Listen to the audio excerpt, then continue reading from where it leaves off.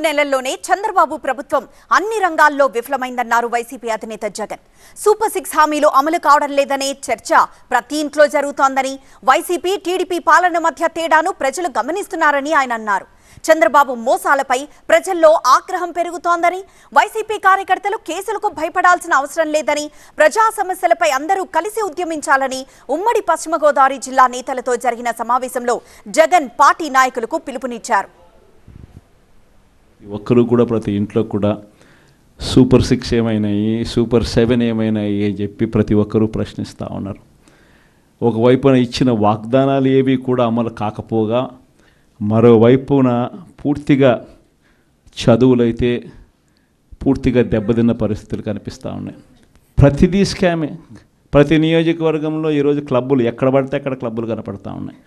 మట్కా, జూదం క్లబ్బులు అన్నీ జరుగుతూ ఉన్నాయి.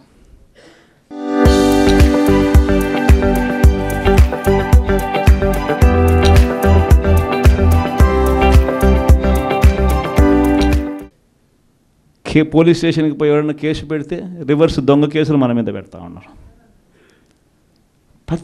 ప్రతి వ్యవస్థ కూడా ఇదే మాదిరిగా దిగజారిపోయిన పరిస్థితి కేవలం ఈ 4 నెలల కాలంలోనే కనిపిస్తూ ఉన్నాం. ప్రజల తరపున మనం ఉద్యమించాలా, ప్రజల కష్టాల్లో మనం భాగస్వాములం కావాలా.